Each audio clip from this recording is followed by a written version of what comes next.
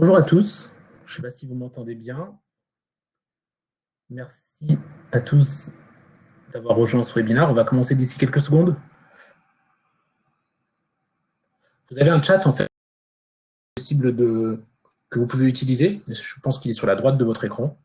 C'est un des bons moyens pour échanger si vous avez des questions et j'y reviendrai, ou s'il y a des éléments sur lesquels vous souhaitez m'interroger.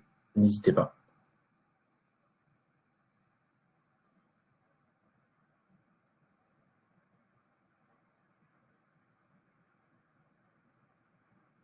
Bien, je vous propose de commencer ce webinaire. Notre idée du webinaire était de pouvoir vous proposer des solutions pour continuer à prospecter les acteurs des chantiers dans le contexte et la situation qu'on connaît. Donc, on va refaire un petit point sur le contexte, mais on ne va pas s'étendre dessus, et surtout très rapidement en fait, entrer dans les différentes typologies de solutions proposées par Explore qui peuvent vous permettre, dans vos univers respectifs, d'aller identifier les acteurs des chantiers directement en fait, depuis la maison en travaillant en home office. Si vous avez un problème de son, que vous ne m'entendez pas, n'hésitez pas à le mettre dans le chat.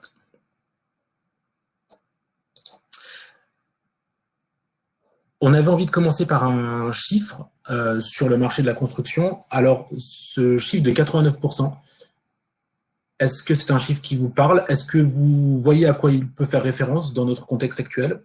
Pas du tout.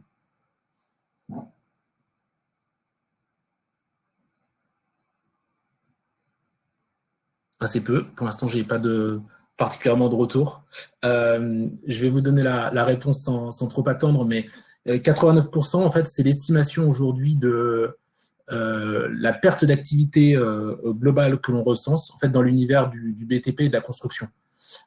C'est un chiffre notamment que vous pouvez retrouver, en fait, qui a été compilé grâce au site Bâti Actu.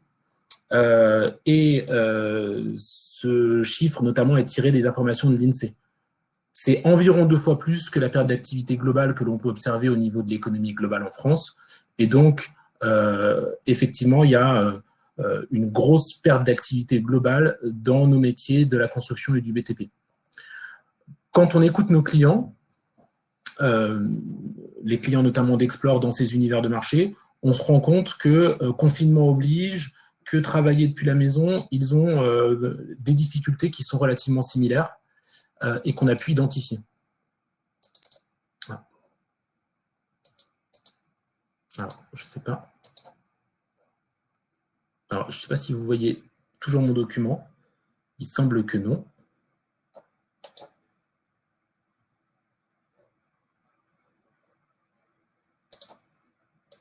Tac. Voilà. Alors, les difficultés qu'on a pu identifier, a priori, ce sont les difficultés que vous voyez à l'écran, ou en tout cas que vous allez voir apparaître puisqu'elles vont se réafficher. Première difficulté, c'est comment identifier de nouveaux chantiers. Aujourd'hui, il est plus compliqué évidemment de joindre votre réseau. L'idée, c'est vraiment qu'on puisse rapidement vous montrer comment, grâce à la solution, on peut identifier de nouveaux chantiers.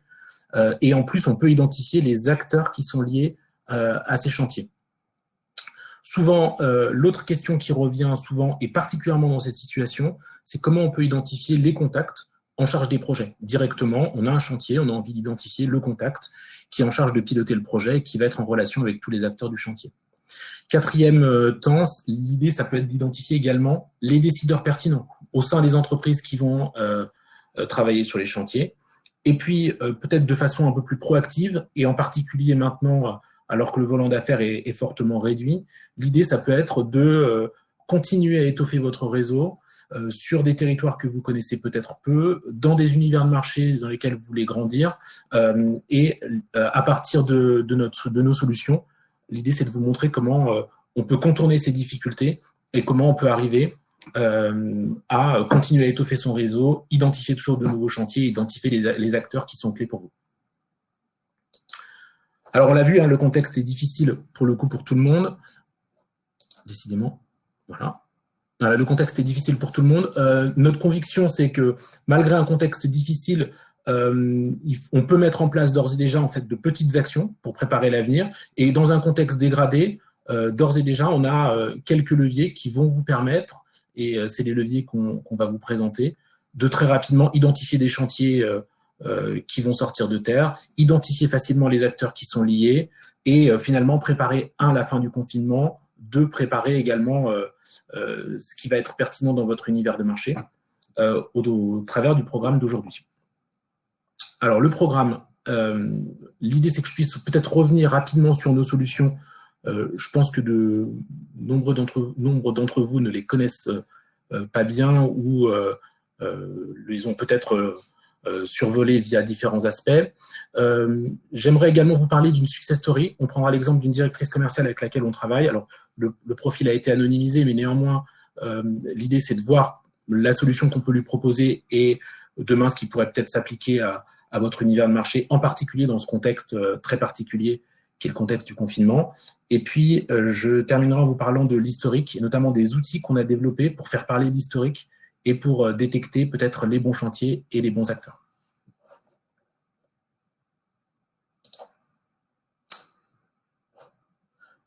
Donc, peut-être pour revenir sur notre solution, elle s'organise autour des trois cercles que vous voyez ici. Le premier aspect, c'est vraiment de contenir une veille chantier qui se veut stratégique et personnalisée. Je vais y revenir. Mais l'idée, elle est simple, c'est vraiment de se dire qu'en fonction de votre univers de métier, en fonction de votre besoin, on va être en mesure de vous livrer et d'abord de détecter puis de vous livrer les chantiers qui sont les plus pertinents pour vous.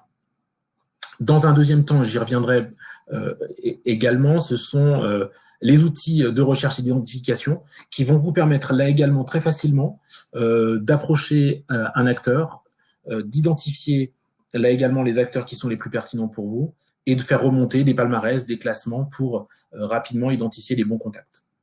Et puis le troisième temps, c'est évidemment l'historique que l'on a. Alors au sein d'Explore, on a plus de 20 ans d'historique.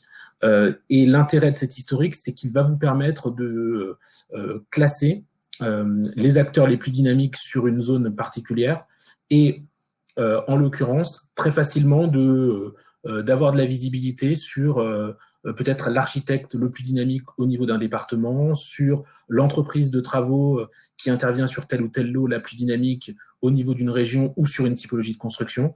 Et ça peut vous faire gagner du temps et vous aider également à préparer votre prospection de demain. Je voulais vous faire un petit point avant de rentrer dans l'exemple que l'on a choisi donc dans cette success story, mais sur notre méthodologie, peut-être pour vous dire comment il est possible, d'une part, de détecter des chantiers, mais également de traiter cette donnée. Alors, il y a une première phase qui est une phase de détection de chantier, de sourcing, où on a des équipes en interne qui vont veiller 35 000 sources différentes, et à partir de ces sources-là, on va avoir des signaux, parfois des signaux forts, parfois des signaux faibles, qui vont nous permettre de savoir qu'il y a un chantier. Y compris en fait dans cette période de confinement, on note que les entreprises continuent à communiquer. La base des permis de construire, même si évidemment il y a des retards, s'il peut y avoir des temps de recours qui sont allongés, elle continue également d'être alimentée. Et ça va nous permettre finalement d'avoir un socle pour qualifier des projets. Et ça va être la seconde phase où nos équipes en interne vont être en charge de la qualification de projets via des enquêtes téléphoniques ou des enquêtes en ligne. En général, lors de cette phase, on va joindre principalement la maîtrise d'ouvrage, dans certains cas également la maîtrise d'œuvre, mais l'idée, c'est vraiment que vous ayez des fiches chantier, et je vous montrerai des exemples, qui vont vous apporter le maximum d'informations qui sont pertinentes pour vous et à partir desquelles vous allez pouvoir prospecter. Quand on a ces fiches chantier, ces fiches donc projets, notez qu'on veille aujourd'hui environ 50 000 projets par an, donc c'est un volume qui est important. On a ensuite une équipe qu'on appelle chez nous Data Management, Data Intelligence, qui peut s'occuper de compiler ces fiches projets, qui peut s'occuper de faire parler également l'historique. Et c'est ce sur quoi on va y revenir, parce que dans cette période de confinement, pour préparer l'avenir, alors qu'on ne peut pas se déplacer, ça peut être pour vous très, très pertinent. Et puis, une fois qu'une fiche est qualifiée, renseignée et qu'elle nous a permis d'agréger l'information en mode portefeuille. On a toujours un suivi et des mises à jour, et nos équipes en interne vont régulièrement vous proposer des mises à jour pour connaître l'avis du chantier, savoir si peut-être le chantier est suspendu, s'il est annulé, s'il est prolongé. Autant d'informations qui vont vous permettre à distance d'avoir une information qui est fine. Alors, la pierre angulaire à Explore, la pierre angulaire à Explore, c'est vraiment de pouvoir distinguer, de pouvoir partir du chantier, qui est le plus petit dénominateur commun, entre guillemets. Et dans un chantier, on a la possibilité de l'identifier et de l'organiser en plusieurs phases. C'est-à-dire qu'en phase d'intention de programmation, dès le départ, parfois plusieurs années en amont, on va être en mesure de qualifier la maîtrise d'ouvrage. Puis vient la phase de conception. Ce qu'on appelle phase de conception chez nous, c'est le moment où les acteurs de la maîtrise d'œuvre vont intervenir, les architectes, bureaux d'études, l'économiste. À ce moment-là, on va qualifier tous ces acteurs et on va être également en mesure de vous donner vos missions, leurs missions sur ces chantiers. En phase d'exécution, c'est une solution qu'on a lancée il y a maintenant un peu plus d'1 an, on est en mesure de qualifier les intervenants travaux qui interviennent sur ces chantiers. Quelle est l'entreprise qui va s'occuper peut-être du lot revêtement de sol, du lot électricité, du lot plomberie? Autant d'informations qui, pour vous, sont pertinentes pour, d'une part, connaître le bon acteur à approcher, d'autre part, très rapidement, pour savoir qui fait quoi au niveau de ce chantier. Sur les chantiers notamment publics, grâce aux avis d'attribution, on va pouvoir aller plus loin. Et en phase de livraison, on sera même en mesure de faire remonter les acteurs de la maintenance, de la sécurité, pourquoi pas de l'entretien des bâtiments. Donc là, on peut aller plus loin. Je vois une question de Charles. Comment on peut faire une différence entre les chantiers privés et les chantiers publics? Alors, très en amont, c'est-à-dire au moment où le chantier est en phase d'intention, on va qualifier la maîtrise d'ouvrage et on sera en mesure de vous dire quel est le maître d'ouvrage. Est-ce que c'est un donneur d'ordre public, un bailleur social, ou est-ce que c'est un donneur d'ordre privé? Si par exemple vous avez un besoin et que votre besoin est d'identifier uniquement les chantiers portés par des donneurs d'ordre privés, c'est quelque chose qu'on peut faire très facilement. L'inverse étant vrai également. J'espère, Charles, avoir répondu à votre question.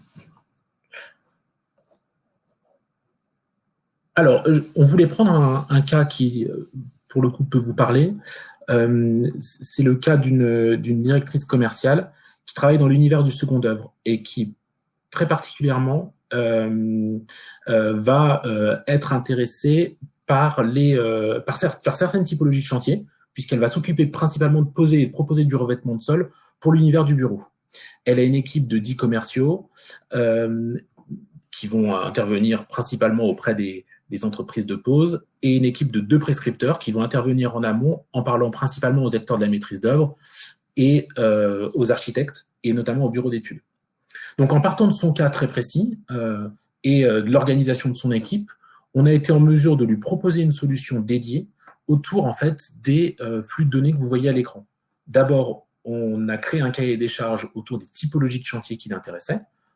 Et aujourd'hui, on lui livre de l'information sur les projets de bureaux plutôt de grande taille, puisqu'on est à plus de 5000 m². On qualifie, notamment pour son équipe commerciale, les entreprises qui vont participer à la création de ces projets de bureaux, mais qui vont être en charge du revêtement de sol. Pourquoi? Parce que ces commerciaux vont très facilement, comme ça, pouvoir contacter les entreprises en charge du revêtement de sol et pouvoir proposer leurs produits. Pour les prescripteurs, on propose cette fois-ci quelque chose d'un petit peu différent, c'est de pouvoir qualifier les entreprises de la maîtrise d'œuvre, notamment alors, les BE thermiques, les architectes et puis les économistes également. Et de cette façon-là, les prescripteurs peuvent très facilement voir quels sont les BE thermiques, les architectes, les économistes qui interviennent sur les chantiers de bureaux de plus de 5000 m² et les contacter facilement. Et puis, on l'accompagne également sur une autre dimension, c'est sur toute la dimension marché public. C'est-à-dire qu'une fois qu'on a un projet de chantier, soit un projet public ou un projet privé, on va continuer à l'accompagner sur la dimension marché public en lui livrant les avis d'appel à concurrence et également les avis d'attribution pour qu'elle ait accès notamment aux détails du DCE et des différents CCTP. Pour répondre à la question de Thierry, qui est de savoir si on transmet les projets à plusieurs concurrents, oui, on peut transmettre bien sûr les projets à plusieurs concurrents, sachant que l'idée pour nous, c'est évidemment de produire ces différentes fiches projets, mais ensuite, c'est vraiment votre stratégie qui va pouvoir faire la différence. Bien souvent, on se rend compte de notre côté, qu'à des concurrents très différents, on peut leur envoyer le même projet, mais peut-être pas au même moment, puisque le moment ne sera pas clé de la même façon dans des entreprises différentes. Et ensemble, en tout cas, on peut vous accompagner sur un paramétrage qui soit optimal, de manière à ce que vous ayez la bonne information, mais au meilleur moment. Après, la donnée est riche. Donc, peut-être que des concurrents directs peuvent avoir des cibles stratégiques qui peuvent être un petit peu différentes. Les bureaux de plus de 5000 m² pour les uns, les bureaux de entre 1000 et 3000 m², etc., etc.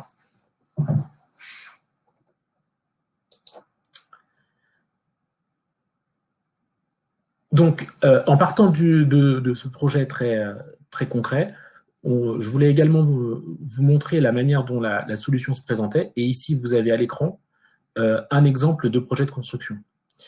L'idée, c'est que, comme je vous le disais, le projet de construction, c'est le plus petit dénominateur commun. On va pouvoir partir du projet de construction, du projet de chantier, et vous allez retrouver au niveau de ce projet de chantier différentes informations qui sont stratégiques pour vous. La première information, c'est évidemment la localisation. Vous allez retrouver la localisation du chantier avec une adresse et le département ou la ville qui est rattachée à ce chantier. Puis, vous allez pouvoir retrouver également le calendrier du projet. Quand est-ce que nous, on a détecté le projet? Quelles sont les différentes mises à jour que l'on a pu effectuer? Et puis, quelle est la date de livraison du chantier? Enfin, information stratégique que vous voyez ici. Alors, c'est un petit peu grisé néanmoins, mais sur le dessous. C'est-à-dire que vous allez retrouver le listing de l'intégralité des entreprises, donc des différents acteurs qui travaillent sur ce chantier. Et on va vous mentionner le rôle. C'est-à-dire que vous retrouverez bien le maître d'ouvrage, vous pouvez retrouver, le cas échéant, l'AMO, vous pouvez retrouver, si c'est pertinent, également toutes les entreprises de travaux qui vont pouvoir intervenir sur le chantier en précisant bien le lot sur lequel elles vont intervenir. Quand on paramètre la solution, l'idée, ce n'est pas de vous noyer dans la solution. Et évidemment, en fonction de votre besoin, en fonction de votre métier, vous aurez accès à l'information qui est la plus pertinente pour vous. Alors, je vois une question de Xavier. Je vais tâcher d'y répondre, à savoir à partir de quelle phase on met à jour, on met en ligne les CCTP. Donc, j'imagine les DCE et les CCTP. Alors, a priori, quand on capte les avis d'appel à concurrence, on a l'information, on traite l'information en interne. Et en général, on essaie de mettre à jour l'information à J+1. Après, il arrive qu'on ait l'avis d'appel à concurrence, mais qu'on n'ait pas encore tout de suite le DCE ou le CCTP. On propose à nos clients d'avoir accès à un petit bouton qui vous permet en fait de nous demander de vous prévenir quand le DCE est à jour et est disponible en ligne. Et à ce moment-là, vous êtes mis au courant. Donc, pour vous répondre, Xavier, en général à J+1. C'est-à-dire l'avis paraît, le lendemain, vous l'avez dans votre espace client. Donc, voici pour le coup une fiche projet où vous allez retrouver vraiment toutes les informations qui vont vous permettre de prospecter et d'avoir de la connaissance sur un chantier qui va pouvoir être lancé dans plusieurs mois, dans plusieurs semaines. Et cette fiche est évidemment mise à jour par nos équipes.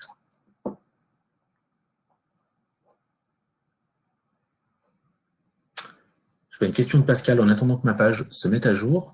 Une question sur le privé. Alors, sur le privé, on n'a pas de DCE ni de CCTP puisque tout ça est très disparate. Alors, on peut en avoir quelques-uns, c'est très à la marge, mais quand on a certains grands groupes notamment qui s'astreignent à suivre les règles de la commande publique, on peut les détecter et les capter. Néanmoins, pour le privé, vous allez plutôt avoir la méthodologie que je vous ai décrite un petit peu plus tôt, de manière à avoir toute l'information qui est la plus pertinente, mais on n'aura pas le DCE et les différents CCTP.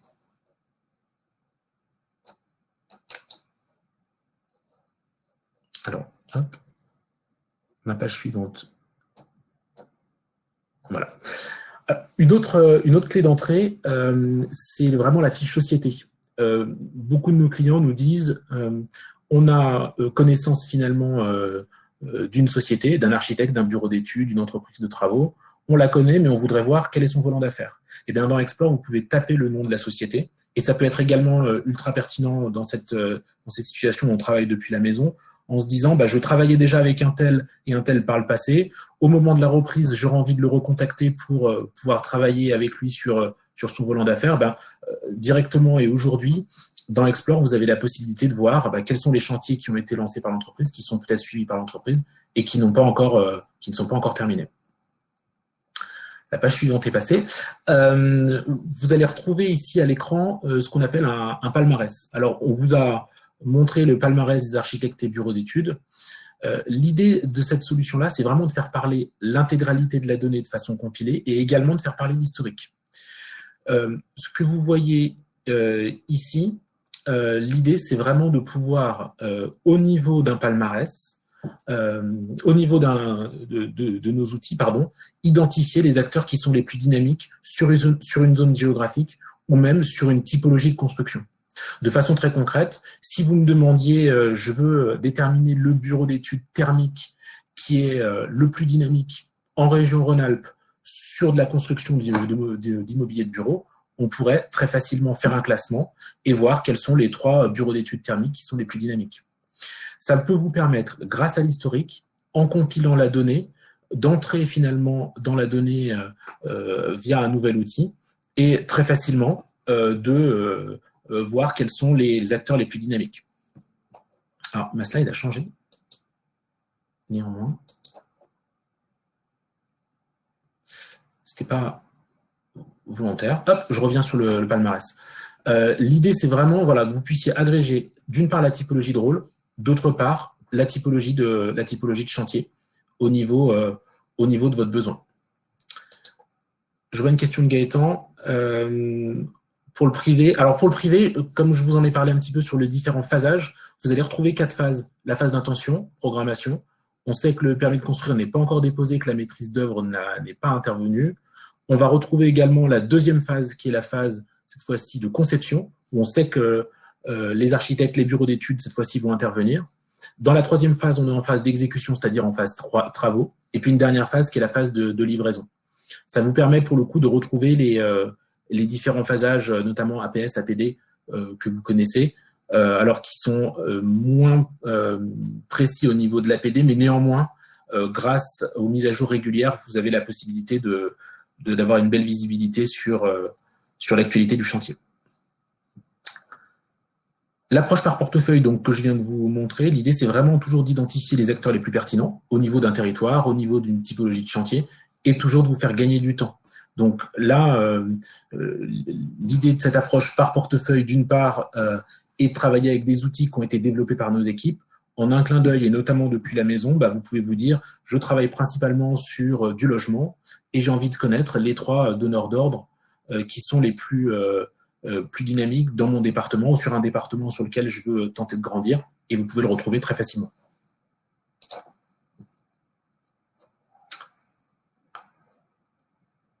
Alors, je voulais très rapidement vous parler de nous avant de prendre quelques autres questions s'il y en a. Pour vous retrouver ici à l'écran de notre ADN, avec dans l'idée que Explore, l'objectif d'Explore, c'est toujours de vous offrir une vision très précise du marché de la construction.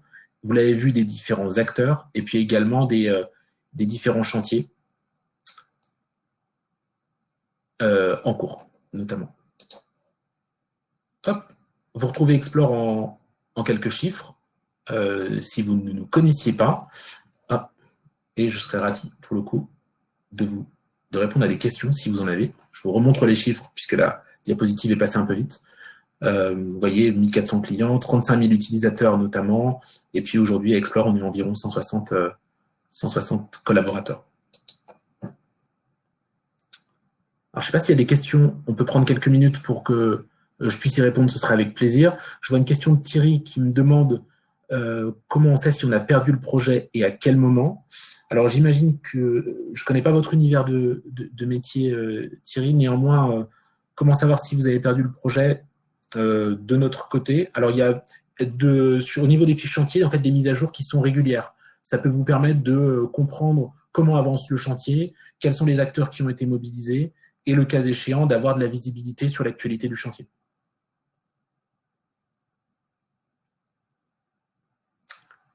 Est-ce qu'il y a d'autres questions par rapport à ce que je vous ai présenté aujourd'hui?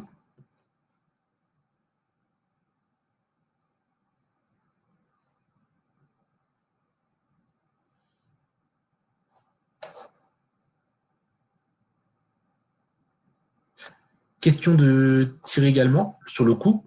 Alors, le coût est déterminé en fonction de votre cahier des charges. L'ADN est assez simple à comprendre.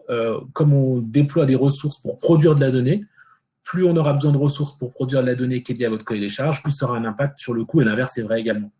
Donc, c'est en fonction de votre cahier des charges. Si vous nous demandez tous les chantiers de la région Île-de-France, ce ne sera pas le même coût que si vous nous demandez uniquement les chantiers de bureaux dans la Creuse, par exemple. Pour vous donner une tranche forcément très large, on part d'un abonnement en général à 2 000 € par an, et puis ensuite, en fonction de votre cahier des charges, ça peut être beaucoup plus. Question de Xavier qui me demande, quand le CCTP est en ligne, est-ce qu'on l'indique en phase 2 ou en phase 3? Je ne suis pas sûr de comprendre votre question. Ma réponse était à partir du moment où on a le CCTP et les DCE, on vous communique l'information, donc vous l'avez un J+1. Et alors, en phase 2 et en phase 3, peut-être qu'il faudrait qu'on prenne le temps d'échanger. À ce moment-là, on vous recontactera et on vous donnera l'information. Je ne suis pas sûr d'avoir bien compris votre question, Xavier, j'en suis navré. Est-ce qu'il y a d'autres questions? Il nous reste 1 minute 30 pour les questions.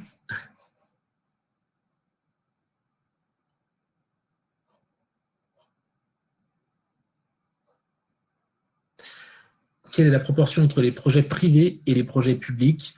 Là également, ça peut être très différent. Ça va beaucoup dépendre de la typologie de construction, mais je dirais à la louche, peut-être 80-20 ou 75-25 à affiner quand on parle des projets de chantier. Quand je dis 75-25, j'entends 75% de projets privés et 25% de projets publics. On pourrait vous donner, pour répondre à votre question plus précisément, Gaëtan, sur la proportion entre les chantiers privés et les chantiers publics, des mesures plus précises, compte tenu du département, de la typologie de construction, etc. Néanmoins, quand on regarde la photo globale, c'est environ la réponse qu'on pourrait vous donner. Xavier, désolé d'insister, vous me demandiez quand est-ce que le CTP est en ligne, c'est-à-dire en phase d'exécution, en phase d'intention. Ça va beaucoup dépendre alors, je crois comprendre votre question. Quand est-ce que le CTP est en ligne, est disponible pour vous? Ça dépendra beaucoup du maître d'ouvrage. Si le maître d'ouvrage, par exemple, passe un concours d'architecte, qu'on est très en amont et qu'il a son CTP et son DCE d'ores et déjà publié, vous l'aurez. Donc, vous pouvez l'avoir en général dans la phase que nous, on appelle phase de conception, qui est la phase à partir de laquelle on fait travailler les acteurs de la maîtrise d'œuvre. D'ailleurs, c'est souvent le cas puisque les acteurs de la maîtrise d'œuvre, comme vous le savez, participent très fortement à la rédaction du DCE et des CCTP.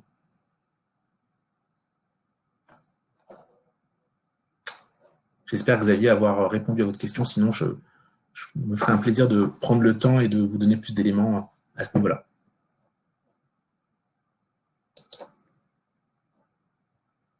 Est-ce qu'il y a d'autres questions?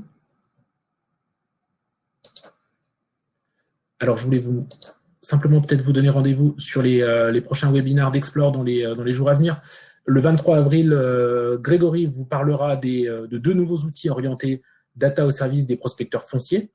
Le 23 avril également, mais en début d'après-midi, Thomas, cette fois-ci, vous proposera d'évaluer et de comprendre comment évaluer l'impact de vos actions, notamment de prescription, notamment autour de l'analyse des DCE. Alors peut-être que Xavier, on pourra vous donner plus d'éléments.